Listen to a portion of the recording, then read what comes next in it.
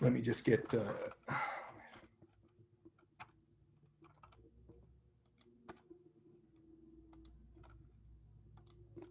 right, just one second.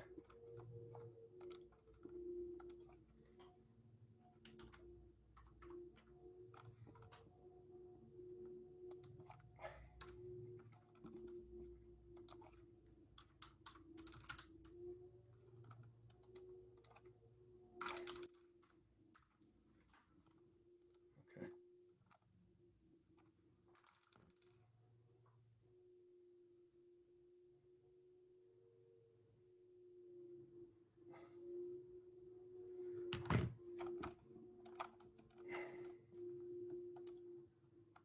All right, we're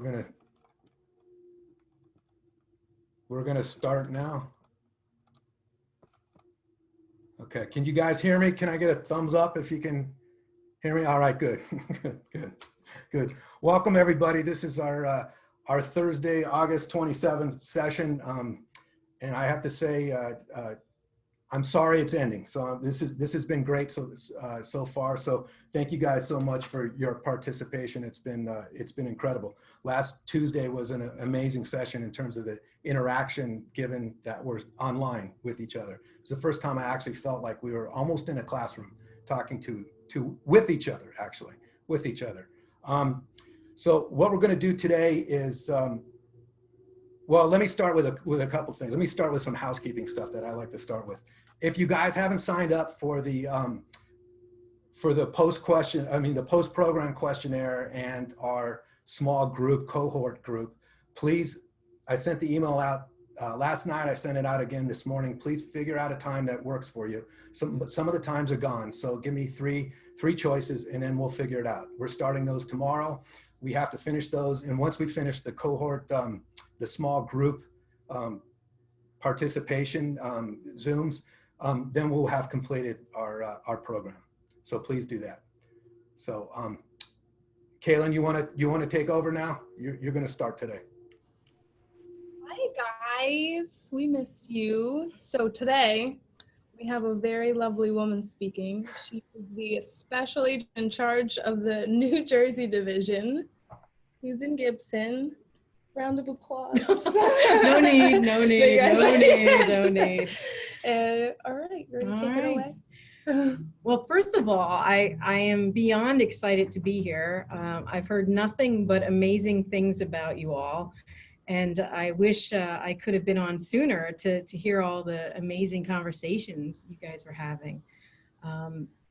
You know, it's just such an important topic. And I think in today's world, we just have to get the information out there as young as we can to everybody out there. You know, it's so important to know what you put in your body. And when I got here, I even went to an elementary school one time just to talk to the kids, just so like you know what you're putting in your body. So it's got to start at a young age. And we need everybody out there to have the information, the right information about drugs and about using it and what it can do to your body, to the point that you know, this opioid epidemic has affected us all. There's not one person out there that can say I never knew anybody or had anyone pass away from it. I myself had a very close friend pass away, a couple of them actually, and a sibling. And also to one of my friend's son passed away, and he was 26, and he was not heavily addicted. He just took the wrong pill. And, you know, it's just sad. It's sad, it's scary. And, you know, but the biggest thing that I want to get across to young people, and especially being substantially older than everybody in this chat room or this Zoom call, is that you got to give your brain a chance to form. Your brain does not stop forming until it's about 25 years old. So whatever you do as a child really affects the brain and its development. And when you get to my age, you start seeing your brain acting differently. Like you can see that, like now at my age, like I forget a lot of things. So, you know, if I would have done stuff to my brain when I was young, I can only imagine how I would be right now. And I'm so grateful I didn't, because you just definitely see changes in the way you respond to things, how quickly you can respond to things as you get older. So it's really, really important to make sure that you give yourself every chance in the world to make sure that you develop the way you're supposed to develop. But I am so proud of each and every one of you that you took the time to do this, and you took the time to learn the facts, and you took the time to understand the problem that's going on in the United States now. So I really, really appreciate it. I know you guys are very talkative, and if you have any questions, I would love to engage right now. Even though I have to say high school age kind of scares me, but they said you guys are really great. So I'm very interested to see if you have anything to say. Like I said, they've been singing your praises. They've been saying so many great things about each and every one of you, that you're just the future of our country, and we need you, and we need your smarts. I can barely operate my phone. We are going to rely on you guys to get us into the arena that we need to. You're the next wave of our intelligence, and we just appreciate every one of you. Does anybody have any questions or anything? If you guys want to unmute yourselves, you can do that like we did on Tuesday, or if you want to type it in the chat, whichever's easier for you guys. Special agent, can you tell them a little bit about your job? Maybe that'll start the questions then. All right. I am a special agent with DEA. I was a police officer prior to becoming with DEA in South Carolina. I started my DEA career in New York City, and I didn't even know where the West Side Highway was. So it was a pretty daunting task. That was in '97. I did most of my time in New York City, and then I got transferred to diversion, part of DEA, which is all pharmaceuticals, which was a great experience. That was in DC, and I was able to work with the FDA, CDC, NIH, and really get a better understanding of how that whole dynamic works. I was able to testify in front of Congress, which was a great experience. After diversion, then I was very fortunate enough to get this position here, and I run all of New Jersey. We have several offices, and I am proud to say during the height of the pandemic, the agents here and task force officers did 75 enforcement operations just in the height of the pandemic. I mean, we're well close to probably over 180 now. But I'm really proud of this division. I'm really proud of the work that we're doing. And we seize it all, from fentanyl to coke to heroin. And we're seizing a lot of drug proceeds out there because traffickers aren't able to get their drug proceeds out of the country. So there's a lot of stockpiles of currency out there that we're getting. So we're into a lot of money laundering cases. Violence is obviously a big issue out there. So we go after anybody that is trafficking drugs, which is usually in company alongside of violence. So, you know, we definitely are targeting them. DEA's mission is to make sure that we keep people safe. So it's not only, you know, to prevent drug usage, but it's also to kind of stem the flow of the violence that's usually associated with it. So We have some questions. Got some questions in the chat. okay, I'm sorry. Okay, which one do you want to answer? I mean, We know time's tight, so maybe just a couple. I think this is an interesting one. I read that the same group makes Narcan, also makes fentanyl. Is that true? Narcan, I can't remember the active ingredient in Narcan. Naloxone, but there's another ingredient in Narcan. I can't remember. It's just one of those. Long story short, drug companies can make multitude of different drugs. So there is a medical use for fentanyl. Mm-hmm. So that's why it's only Schedule 2. Fentanyl and the fentanyl patches are used for like surgeries and the pain associated, the acute pain associated with surgeries. And let's say if you're battling cancer and you have a significant amount of pain. So drug companies do make, you know, a variety of drugs, you know, from one manufacturer. So that is probably true. What's one of the risks of being a special agent? One of the risks of being a special agent, wow. I mean, right to it. I mean, at the end of the day, we have to keep everybody safe. We do deal with a certain crime that drug trafficking usually has violence in hand with them. So to make sure that my agents are safe all the time, I rely on great supervisors that work for me to keep them safe. Yeah, so that's the biggest fear. And also too, I always felt like I had to drive like a jerk because when we did surveillance, like sometimes when we're following people, like we get caught at the stoplight and then, you know, they make it through the stoplight. So sometimes I was like, oh. So I always said, well, the way I had to drive when I was a DEA agent or an active DEA agent, that was always a problem. But for the most part, it's just keeping everybody safe. What was your favorite part about working with DEA? You know, I have had the best time meeting some of the greatest people. And I have to say, I've worked with some amazing people. And the one thing about being in law enforcement, you have to have a certain level of humor, and you have to be able to laugh at a lot, and you have to be able to handle being able to see some really, really tough things and rely on each other to get us through that. So sometimes it does develop a certain sense of humor that, you know, we use to get us through bad situations. But I have had the amazing ability to meet with and get to work with such great people. So that to me is the biggest thing about DEA. Sorry, there's a lot. What do you think the biggest misconception the public has about getting addicted to opioids?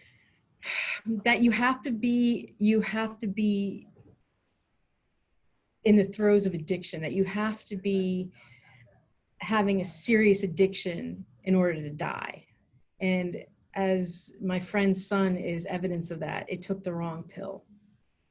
And it just mattered taking the wrong pill. And that is the scariest part. And that should be the scariest part for all of you out there. You know, there are fake pills everywhere, and they put the wrong amount of fentanyl in there, and it'll kill you. And we see it all the time. So I think that's the biggest misconception, that you have to be a quote unquote drug addict. You don't have to be addicted. You can take the wrong pill and die. There's a lot more. Should we do one last one, Gary? Do as many as you want. Okay. When you were younger, did you ever think this is the career you were going to be in? I know the answer to that. Well, you know, this is too young for you guys, but there used to be a television series called Hunter. Do you remember that, Hunter? And there was a cop on it called Dee Dee McCall, and she drove the coolest car, and she kept her gun in her clutch bag. So when she ran after the bad guy, she had a clutch purse.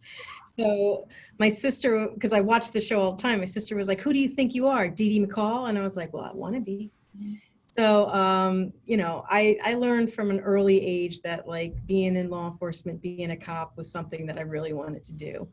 But yeah, I'm shocked that I'm here, to be honest with you, but I enjoy every minute of it. And I think I couldn't see me doing anything else. I really couldn't. Oh. How about Tatiana's question there? Which one? The last one. What advice would you give to a person who has been prescribed opioids to handle pain, i.e. after surgery or after a serious injury? Well, I can speak personally about that. I've had several surgeries recently, and I've experienced a tremendous amount of pain personally. And you have to police yourself. You have to make sure that you're only taking it when you have acute pain. That's what opioids were made for, acute pain, for like pain after surgery. So you have to like sit down and listen to your body and what it's saying to you. And you have to say, okay, am I in excruciating pain, or am I just uncomfortable? And once I realized there's a difference there, if I just was uncomfortable and I couldn't get, you know, seated in the right direction where I don't have pain, Tylenol would really suffice. And now they're also saying you can take Tylenol in conjunction with an anti-inflammatory. So that also helped alleviate some of the pain. So whenever you have a surgery and you're sent home with opioids, you really have to check yourself, and you have to use it only for what it's intended for, and that's acute pain. And then you have to start weaning yourself off of that. So it's self-policing. You really do. And you know what? Monitoring, you have family members. I know my mom has had, various surgeries, and I would monitor what she took, how much she took, and, she would get the wrath for me. It's like, no, you're not taking any more. And so it's taking care of each other and making sure that we don't go down that road where we're taking too much for the wrong reasons. And just like we talked about the first week, guys, remember we discussed risk factors and understanding those. So when you are prescribed something, God forbid after surgery or God forbid after an accident, you understand your risk factors and how to, monitor your pain based off that. And then get rid of them. You don't want them around your house because you don't want them stolen. You don't want, others in the house taking things that they shouldn't be taking. So it's really being self-aware of how much you're taking and if they're still present in the house. Great. You want to take one more? Do you have time for one? All right, one more, and then Kaylin, you take it. Has there ever been a time when you were harmed on the job? I'm curious about that. Boss, I want to know for you too. I mean, I know if there's a way to fall, I will find it. I know one funny situation. We just hit a door and it was snowing outside, and a lot of the older buildings in New York City, they have their old ivory steps.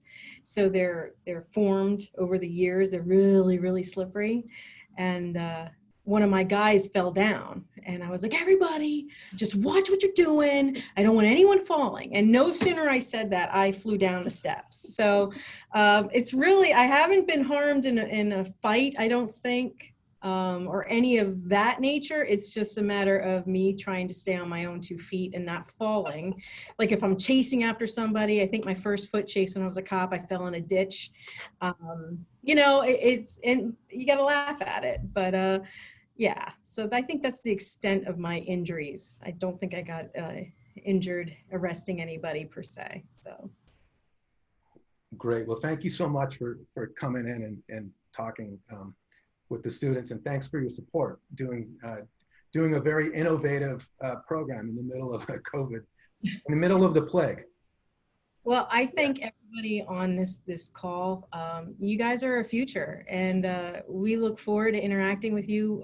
I love this concept. We're going to do it again, and stay in touch with us, and best of luck, and all please be safe out there, and thank you again for being a part of this. We appreciate it. All right. Well, great. Do you want me to turn the camera on? Whatever you want to do. All right. Let's see. I'm gonna try to figure this out.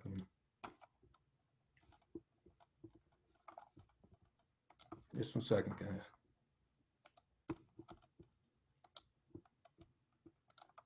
Oh.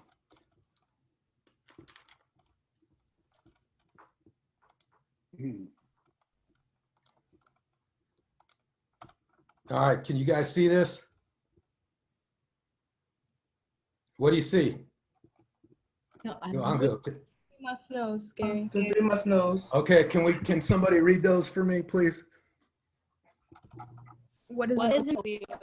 One pill can kill, and Gibson is law. Sorry. Great.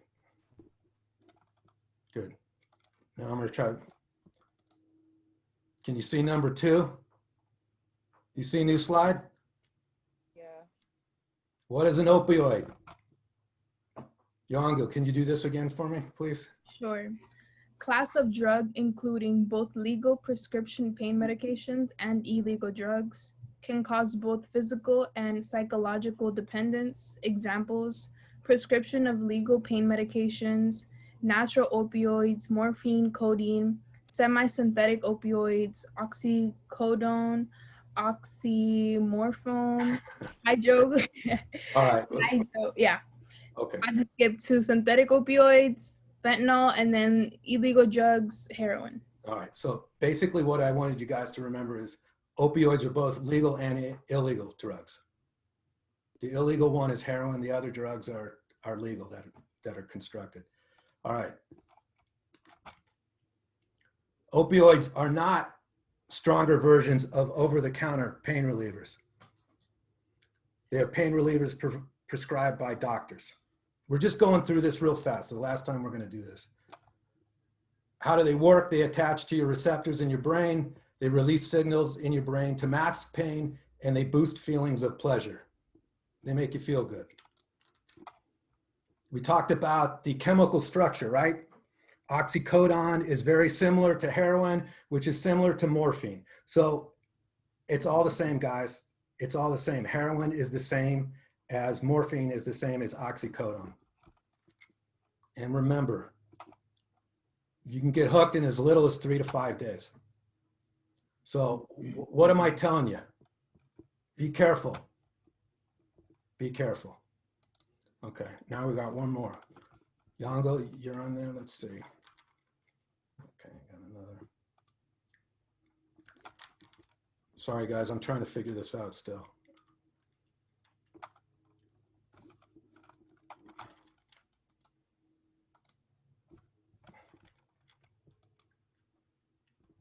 Oh, can I share this? Are you seeing something that I posted? No, Gary, I don't see anything. Okay, you don't see it? Okay.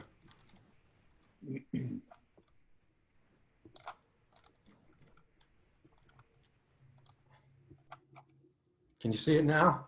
Yep, I see it. Okay. I want to introduce Bruce Buschel. He's going to talk to you guys. These are some of his qualifications. Bruce worked at Philadelphia Inquirer and the Philadelphia Magazine before writing for the New York Times Magazine. That's New York Times, GQ, Rolling Stone, Premiere, and Sport Magazine. He has won an ASCAP award for his articles about music and has been anthologized in the Best American Sports Writers. He actually wrote what was considered one of the best sports articles in the last 50 years. And he has co-created a 5-time Obie-winning musical, Eli's Coming, based on the songs of Laura Nyro, and also produced and directed a series of jazz films, Live at the Village Vanguard and Grover Washington Jr. in concert. He's done a lot. No, I'm just trying to figure out how to stop. Hey, just really quick, Lewis is in the waiting room. Thank you, Kamar, for letting us know. Okay, thanks. Thanks. Bruce, are you there? Yes. Oh, there he is. All right. So are you guys on speaker view? All right, let's make sure everybody's on speaker view. We started the conversation last Tuesday about credible information, what is good, what is bad, and what's your responsibility. So I asked Bruce to come talk to you guys today about research. He's a journalist. Like, how would he approach something? How would he approach a story? What is quality information? Where would he get it? Who would he ask? What is determined? What is quality information? So he's going to talk to you guys about that. Bruce? Hi. First thing, don't believe anything that you have heard so far today. Not from the DEA agent, not from your teacher. Be skeptical of everything. They seem to be good sources. You don't have to dismiss what they say, but you have to question what they say and go out and find if they're telling the truth from other sources. You have to, in newspaper business, they call it double sourcing. You need 2 people to tell you exactly the same thing who don't know each other and have never spoken to each other. Okay, that's to begin. So you have to be skeptical, not cynical, skeptical. And if you don't know the difference, research. This is all about research. Fact, I was on fentanyl last week. I was in a hospital, I was having surgery, and when I woke up, they told me, you've been on fentanyl, so don't drive a car, don't do anything that's too taxing. So fentanyl is not in and of itself a hazard if it's done properly with the right people in the right dosage. Fact, in 1983, there was a senator in New York, Daniel Patrick Moynihan, who wrote an article that said, everyone is entitled to his own opinion, but not his own facts. So have opinions. Everybody has opinions. Just don't believe your own opinions. Just know that it's an opinion and you have to get past it. Because the way you have opinions is from good meaning family, friends, teachers, but it doesn't necessarily mean that it's true. After 12 men walked on the moon, there were 12 astronauts, and they gathered them all at NASA, and they asked them all in unison, what's the moon made out of? They had all walked on the moon, and they all said green cheese. The first thing that you learn, the first thing that somebody tells you when you're growing up, sticks with you forever. There's nothing you can do about that except when you have an opinion, think to yourself, this is an opinion that somebody planted in me, and now I have to go past it. Fact, the New York Jets stink. Now, they may be your family's favorite team, they may be your favorite team, but for the last 10 years, they've been 68 wins and 92 losses. They stink. That's a fact. You can still love them, and you can still go to the games and enjoy yourself. Fact, America invaded Iraq in 2003. That's a fact. Why they did it? This is something else. This is something you have to research. Was it for the oil? Was it because Bush has an Oedipal complex? Was it because Dick Cheney is crazy? Was it because of the economy? These are debatable, unfactual premises that you have to research. Research is the key to everything. This is the best of times and the worst of times to research. Everything's available easily online, and all untruths are as easily available online. So as the agent said, it's up to you. You have to police yourself, what you believe, what you don't believe. If people are going to college, just an example of how to research something, before you go to college, you want to know the cost. You want to know if scholarships are available. You want to know how far it is from home. You want to know where you're going to be living. You're going to want to know what the college is good at, what the college is bad at. You probably want to read about it online. You want to go visit, either online or in person. You want to talk to some kids who are already there. You want to find out what your major is, and if that's a good part of the school. There are so many things that you want to do that you can't eliminate before you make a decision.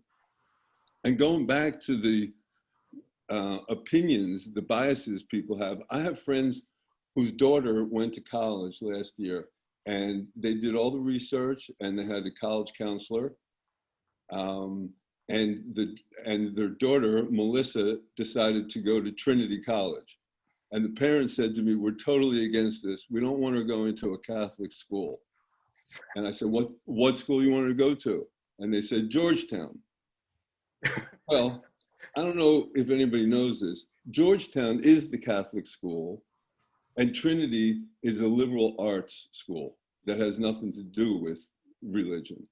So people have things in their mind that are planted long ago, and it takes a lot of work to get past them. Now, please, at any time, ask questions. That's kind of We have a lot of questions. the essential for finding out what's fact and what's fiction. You have to ask questions. All right, Tatiana, you want to take your mic off and you want to ask questions that way? Let's do that. Let's try that. Okay. Do you want me to read everyone's question? No, I just want you to read your question to Bruce, and then he'll. Okay. Okay, so I said, what are effective ways to research, and how do you know what is credible?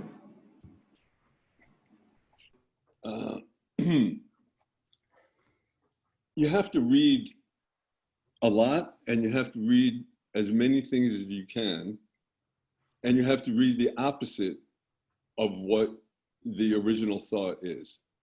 After a little while of doing this, you'll come to 4 or 5 or 6 places that are reliable, that in the past have been telling you what you consider the truth. No one's perfect, but I assume the New York Times is right 90% of the time. So if you go to some place that in the past has been honest and has helped you, it's kind of like friends. Friends that are honest with you and get you through things and tell you the truth, you will go back to. So you're starting out, and there are certain publications, websites. Wikipedia is not bad because it's crowdsourced, it's not perfect. The places you probably don't want to go is Instagram and Twitter and Facebook. Those are not credible sources because anybody can say anything, obviously. There's history books, there are experts. If you want to know something about medicine, ask your doctor where you should go. If there are hospitals that you rely on, that you trust, you're involved in some way with Rutgers, I'm sure there's somebody at Rutgers that can, steer you in the proper direction. And again, you need 2 or 3 sources that agree with each other before you actually buy what they're saying. Don't forget about these questions that Socrates, if Socrates met you on a subway, the first thing he'd do is be really annoying and say, "Why are you taking a subway?" And you tell them and they go, "Well, why are you dressed like that? Where are you going? What are you going to do when you get there? How come you're going there? How come you're alone? How come your shoes don't?" There's nothing wrong with any of those questions. All the questions lead to answers, or sometimes no answers, which is also very revealing. All right. Therefore, ask questions. Can you unmic yourself? Me? Johanna. Yes. Oh. Okay. So I'll just go up to my question, and I said this. Oh my gosh. Okay. Okay, I'm right here. It says, what do you consider to be credible sources when composing magazine articles? Do we have a topic? Do we know what we're writing the magazine article about? Yes, we're going to write about gender inequality in sports. Where do you or have you gone any place to do the initial research yet? I've looked. Okay, so when I was like 12, there was this program called Right on Sports that I participated in, and what the teacher would do is to instruct us to look at statistics of like sports and interviews in which females say that they don't like the fact that they're not treated as equal and they don't have the same pay. So you can start from there. Okay, that sounds like a fine start. If there are women heroes of yours or heroines, people that you respect in the sporting world, I would go look them up, read as much about them as you can, because they're, living examples of going through what you're talking about. Google's is always a good place to start. If you put in the exact question, gender inequality in professional sports or college sports, I'm sure it'll have 1,000 different places. And then you have to choose the ones that you respect. Sports Illustrated is probably a good thing. Maybe Ebony, various places that you have to, and then when you actually read it, you have to use your instinct and your common sense. If it makes sense or if it's, outlandish, then you can just flick it away. But using your instinct is kind of like in sports, a third baseman takes 1,000 grounders, or a basketball player takes 1,000 foul shots and does study and looks at tape and talks to experts. And then when the game is on the line, it looks like they're just using their instincts. It looks like they're just, reacting. That's not true. They've done the research. They've done the homework.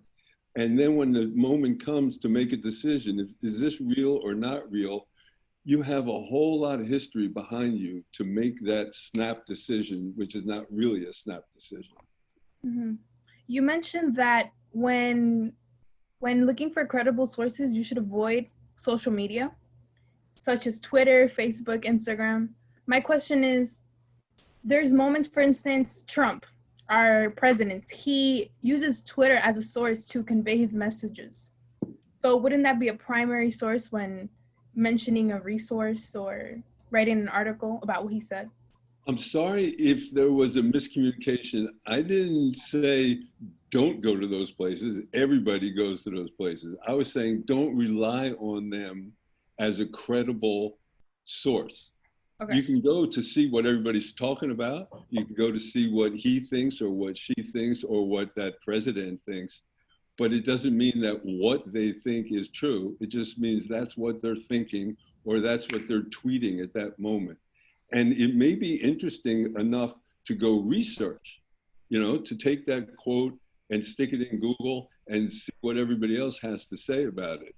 So it can inspire you to do things, but it's not something that you want to swallow hook, line, and sinker, Okay. especially if it's a tweet from the president. But that's another story. Yeah. Okay, thank you. You don't want to keep going? Thank you. I'm just, No, I'll give someone else a chance. no. As a All right. question. Who's next? Who wants to go up? All right, all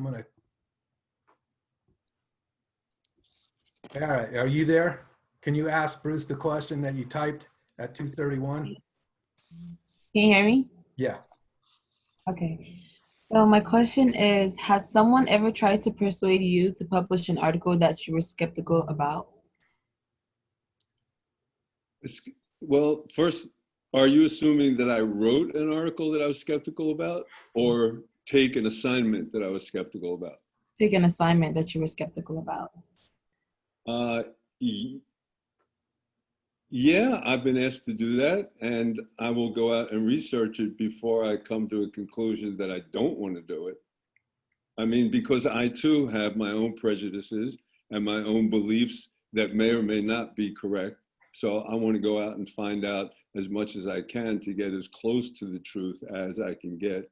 And then I would go back and say, your premise is not correct. Women are treated equally in this country. That was a joke. All right. But you know, the research business, when you're a journalist, sometimes they have interns or rookies who want to do the research for you, or they assign somebody to do interviews for you. I never found this to be helpful. Every little bit of research you do, every interview you do, every question you ask, you don't know what you're going to find out. And it can be some small little detail. There was one time I was doing a story about this two journalists who won 20 Pulitzer Prizes. Their names are Bartlett and Steele. And I was doing a story about them, and somebody wanted to interview them for me, but I interviewed them, and I asked them just off the cuff, are their wives friendly? Because they have been working together for 25 years and traveling the world, and they said their wives had never met. Now, you wouldn't find that out if you just went to Google or you went to somebody to, so every little question, and then my whole story was about why their wives never met. I mean, did they do that on purpose? Did that help their work? Because other people would know what they had done, but nobody knew about their wives. Anyway, every little detail may trigger something important.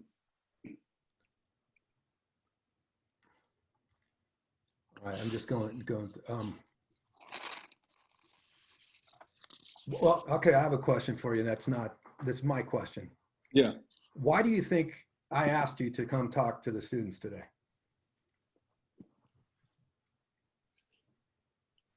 Because this is a treacherous world when it comes to fact versus fiction. Because I have some experience in it. Maybe I could help somebody, maybe one person on one thing, which would make it worthwhile. I guess you thought, oh no, I do remember why.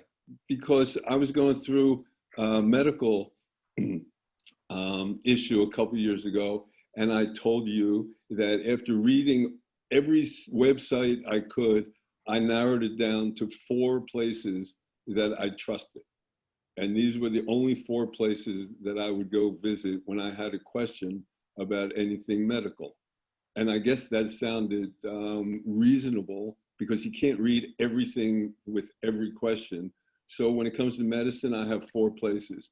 When it comes to movies, if I want to know if a movie is good or bad, I have 4 places that I go that I agree with and I trust. And I guess that everybody does. Of course, movies are not that important in making your decision, not like going to college, or not like whether to have surgery or not. So the bigger the issue, the more research is required. And it just is required. It's essential that you do your own work and you don't believe things or people or teachers. What do you, I'll continue on. What do you think the responsibility is of the younger generation to go out and find accurate information? What do you think they should do? I mean, I've talked about it like, well, if you look at it like each kid is their own brand. And if you go out there and all of a sudden you read something and sort of sounds okay, and then you tweet it, you could be tweeting something that's like completely not factual, completely, I mean, that could come back and haunt you. Yeah. That could come back and haunt you in a few years. Back in the day, it was never about being first or being the loudest. It was always about being correct. So social media has made it important that you're quick and you're noisy. And I would think anything that you want to tweet or Instagram today, you should sleep on. And if it's true, and if it's real, it'll be just as true and just as real tomorrow after you sleep on it and think about it a little bit, and maybe even run it past somebody. We used to call them editors. Today, there are no editors. Everybody is self-editing or not self-editing. So I don't know how people can get by without doing research. If you ever want to buy a car or a bicycle, what do? Where do you start? There are 5 or 6 or 10 places where you can go to find out real research, not somebody's opinion, not somebody had a good time in a certain car. There are crash tests.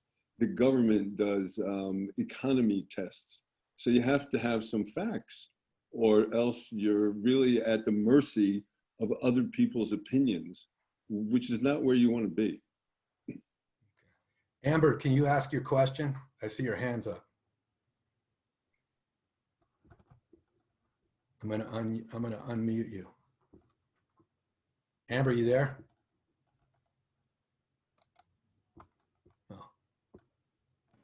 I see your hands up there. Hello? I'm Hi. sorry. You can hear me?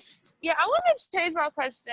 How would you go about doing research on another country like China, knowing their impact on the media coverage on their country?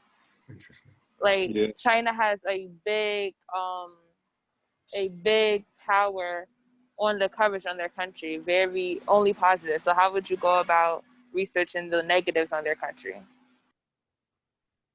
Okay, I guess first I wouldn't want to start out just researching the negatives about anything. I want to find out the whole story. So I would go to our government, I would go to ambassadors to China, I go to books written about China, I'd go to Amazon and put in, you know, the history of China. I'd like to find out the past as well as the present. It's an excellent challenge to find out what's going on in China. Probably people in China don't know what's going on in China.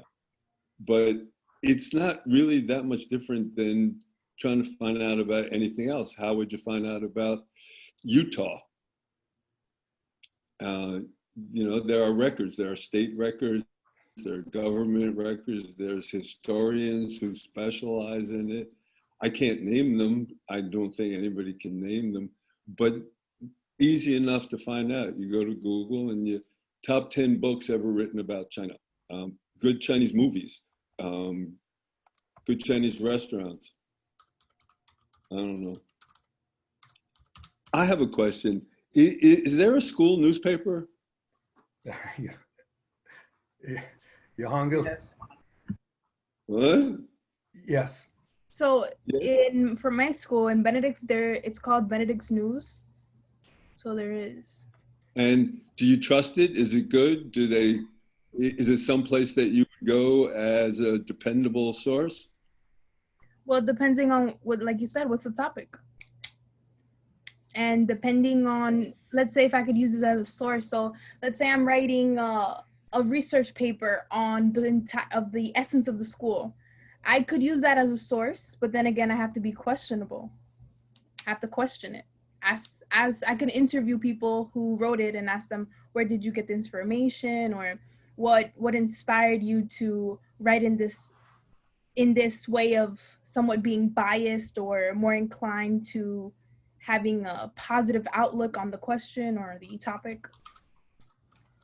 Who makes the final decisions about what goes in the paper or doesn't? Is it the students or their teachers involved? So this is what happens. So there's staff writers, people who actually write the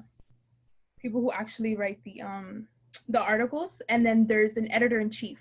So they'll edit it with you, and then they'll put it in the format, because there's a specific format, and then the teacher, the moderator, she'll go over it with you, and then it's published.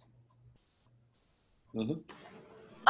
With my school, I go to Nerd Tech. We don't have a newspaper, but if we did, I wouldn't trust it. It's just, I think it would be so biased. It would not be the students making up the newspaper. It would be the principals, and they only would want the good light in it, and not like not the bad light, but like the actual, this is facts, this is what happened.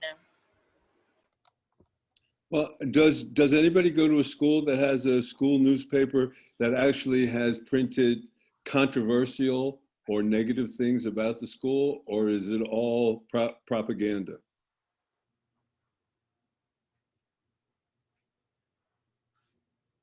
Go ahead. Well, I'll start if no student feels comfortable. When I was in college, our school newspaper used to print negative things about the school. So for instance, one year I found a worm in my food. I don't know how that happened, but I found a worm in my food, and it was a huge story that they put in the school newspaper, so that, if anybody doesn't want to tell their story, I'll tell mine. Okay, thanks. Yeah, I'm not even sure how many schools have newspapers. I mean, students seem to be really busy doing lots of things, so they may not have time to put out a newspaper.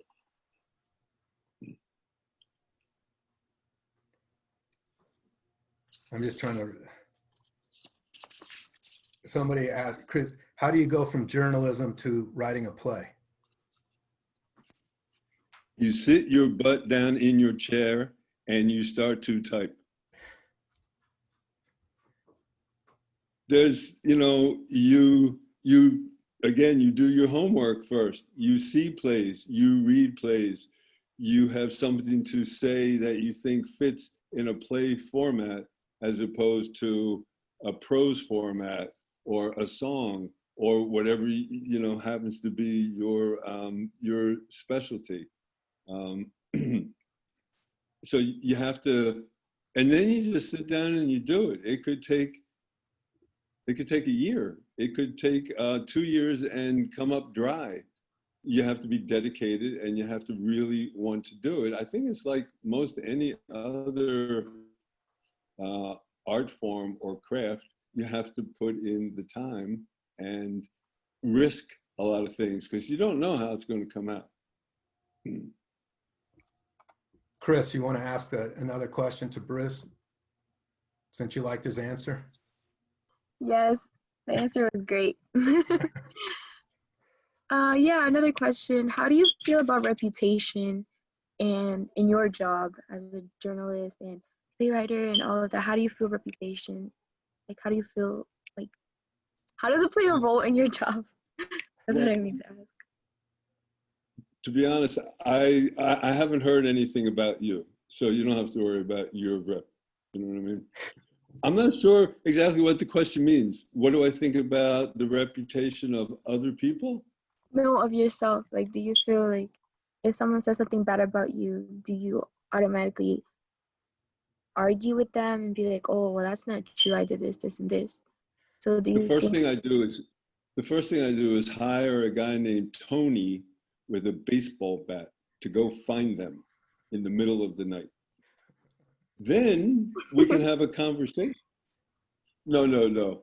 You know, when you put yourself out there, if you speak in class or if you write a play or anything you do, you have to expect some people are going to like it and some people aren't. You hope some people like it, but there are indefinite numbers of people that won't like it. And if they say something negative, I mean, I would like to think that I assess what they're saying. They may be honest. They may be saying the truth.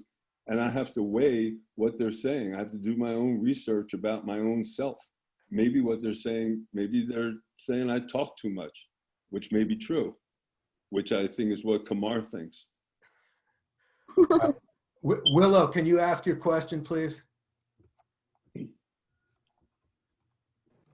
Oh, hi. Hi. My question was, have you ever experienced writer's block during an assignment, and how do you deal with it if you do? Wow. Yeah, sure. You develop rituals. You get into the habit of knowing you may be blocked, and then you make coffee. You take your dog for a walk. You take a long shower, and then you sit down and start over again. And if that doesn't work, then you go to your second plan. And the second plan may be to watch a TV show and forget about the whole thing and then sneak up on it and attack it that way. Or, you know, you have to find out what works for you when you go through those experiences. Everybody goes through those experiences. Personally, I found if I wait to the last minute and I'm scared, I probably will get something done. And it'll probably be surprisingly better than I feared. But the first sentence, Ernest Hemingway said this, the first sentence is the whole thing. You can't keep walking around the block. At some point, you gotta put your fingers on those letters and type something. Just start anywhere. It's not gonna be the first perfect line. It's not gonna be something that maybe even ends up in the final draft. You just gotta do something. You gotta let it out. You know, you just gotta write some stuff, and you don't know where it's gonna go. But again, as Chris knows, you gotta sit down and you gotta do it. All right, thank you. Tatiana, ask your question, please. Oh, my question was, what advice would you give to aspiring writers or authors? And how do you go about publishing your work after it is done? Oh man, if I knew that, Oh, I wouldn't. here's his book. Ooh, okay, I'm not sure what you mean by aspiring writers. Oh, aspiring writers. Oh, yeah. Well, again, it always starts with writing. You know, you can't be aspirational if you don't do it. You can't want to play piano. Mr. Bruce, you muted yourself. Yeah, he did. Yeah, he did. You muted yourself. Oh, I'm sorry. That was a Freudian slip. I'm probably talking too much. No, I was saying that writing, aspiring to be a writer is just like aspiring to be a piano player or a dancer. You actually have to do it. You can't think about it. You can't dream about it. You can't wish for it. You got to sit down and you have to write. And then when you write things, you show it to people. If you're in school, to a teacher. If, you know, if you're out of school, if you're in college, there are professors. You send it away. You do everything you can to get feedback, because the first few times out, it's probably not going to be great feedback. And you have to do it for probably no money. You probably have to volunteer. You probably have to donate it. Probably have to beg somebody, please print this. And then you get feedback, and, you know, you take it from there. Everything starts small, and it's all a challenge. All right, the last question, because it's time. What's one thing you would tell the students? Like, what do you think the most important thing about research is? I think I would go back to the beginning of this, to be skeptical, to be healthily skeptical, not cynical, not negative, just everything needs to be checked. Everything needs to be double checked before you actually put your name to it, before you put your health to it, before you put your reputation on the line. Make sure that you're as solid as you can be. And that goes for tweeting, or your homework, or your next date.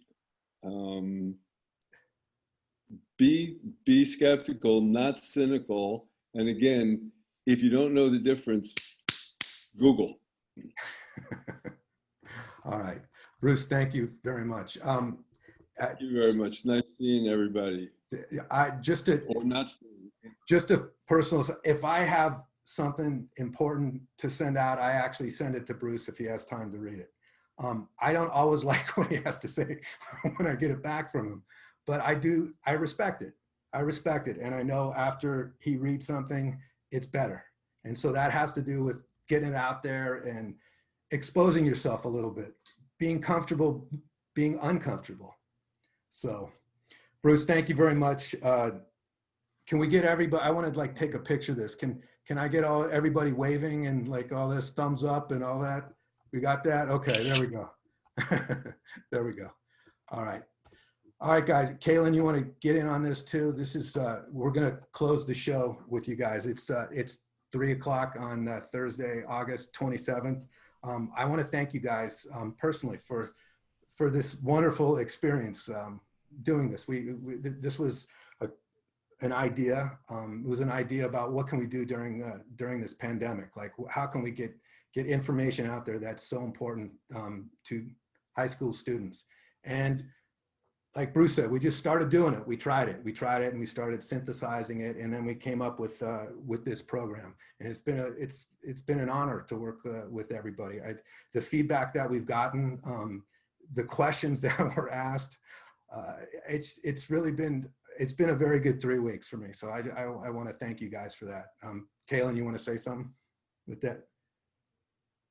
Sorry, I was saving the chat. Yeah. But yeah, you guys have been awesome. Quite honestly, I've bragged to you, to every single person. I've bragged to you, to my dad, to Gary, to my boss who's right here, to my boyfriend, everyone. And I just am really proud of the work that you guys have put in, because I know at your age, I probably wouldn't have done it, especially being in high school.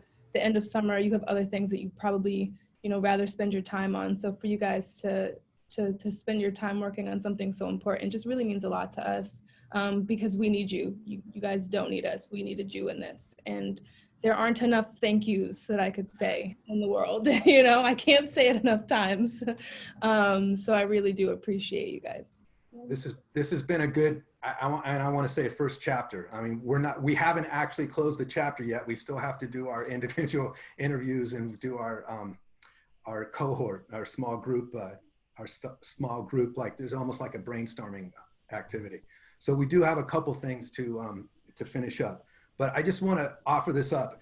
This was an important project, and this is an important subject, and you guys are pioneers, and you should be proud of your effort, really. Like, you should be proud of your effort with this. So the door's not closed. If you have ideas, we want your feedback. We want your feedback in order to get better, so we can get this out to more people. Chris, you want to say something at the end? I want to thank you for taking that crazy email I sent you a few months ago. I was just reading some of the questions. I wasn't leaning in because I had any great wisdom. But listen, I would, if we could all collectively thank Gary and Kaylin and Joanna. She's helped out.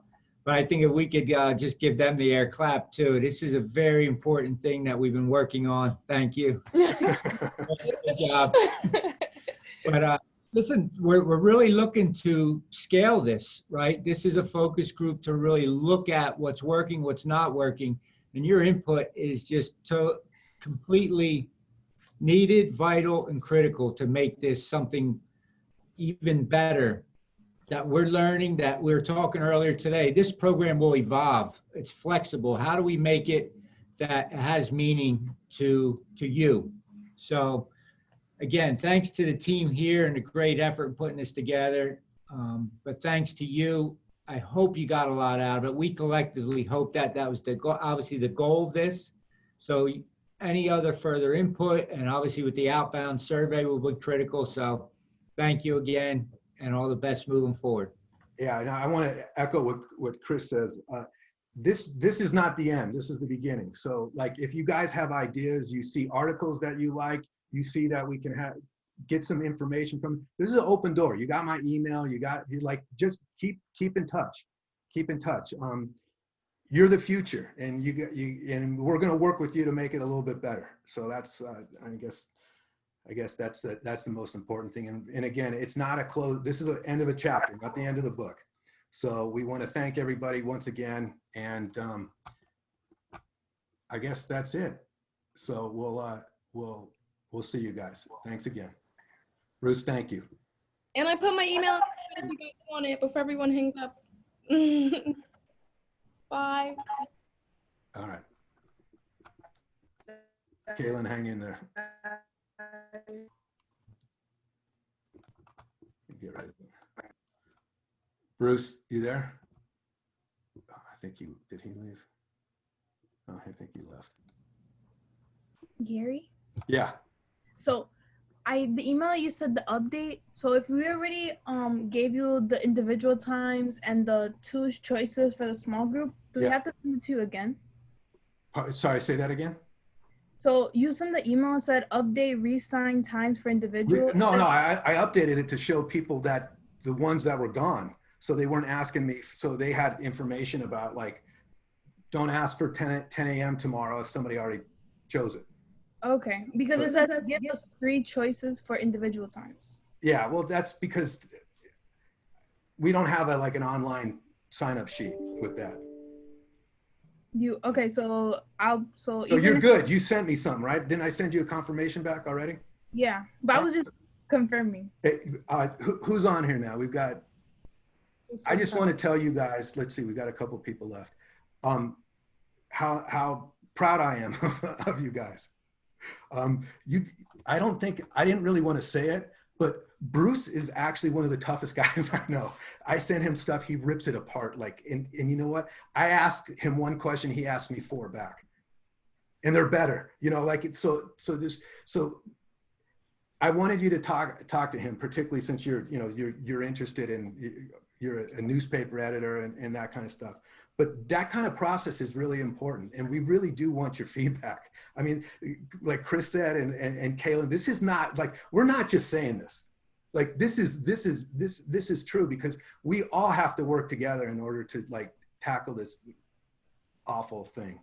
And then we can also, like Bruce was saying, you learn from things that you can actually take the information and do it in other things. It's not we're not just done. We're gonna use this, and I want to thank you guys again. I see there's three on there. You guys have been Francisca is the first one to answer every email. I think it's amazing. She's been amazing. And Dusu, thank you so much for helping me with the attendance. No problem. And Young, you guys are the future. You really are. You really are. So, you want to say anything, Kaylin? Let me. No, so, all right. I'm sort of reluctant to end the meeting. He's sad. I throw your baby here, huh? I'm, like all the tough guys got a sweet spot, they got a soft spot, I should say. So, thank you guys. Thank everybody. So I'll let you know how it is, and we'll get back next week with, debriefing and figuring everything out. But this was a great experience. So, All right. Thanks, everyone. Great all job. right. Goodbye, everybody. I'll Talk see to you. you next time, Gary. Yes, you will. Yes, you will. We're not done. We're not done. We're Yeah. just starting. Driving Seriously. to Bye, California. guys. I guess you didn't- Francisca, is she on here or is she off? I'm gonna get rid of her. Gary, did you decide if you're driving to California? I don't know. I'm not sure. I got to talk to Sue. I don't know if I can. Chris, my mom's like real sick, so she's in the middle of chemo, so I can't get on a plane and go. I can't expose her to me. So I was thinking about actually just driving across the country because I can keep the variables the lowest. So I don't know what's going on. I talked to my sister last night. We'll figure it out. We'll figure it out. I don't mean to be, you know what I'm saying? Like Let me think of it. I saw her. Yeah, my mom is. She's telling me not to do it. I'm not going to tell her. I might just show up on her doorstep, like in a hazmat suit. So I don't. Appreciate it. Even if it's through the window, right? Yeah. But I don't want to go out there and like have to quarantine for 2 weeks in order to see her. And I don't know where I'd stay. I'd stay with my dad, who's like as old as my mom. So it's like, it's a crazy world. Crazy world. No, definitely keep her in our prayers, and Thank you. be safe whatever you do, as far as if you're going to take that trip out. So Yeah, no, you'll. I mean, like my sister said, you can work from anywhere now. So that's true. But I want to thank you guys again. This has been you don't know Mike. I've done a lot of things in my life. This is one thing I'm definitely remembering. That's for sure. Yeah. So good. Listen, we get as much out of it as they do, right? And I think that's it's so true. Of it. It's so true. You just touch one person.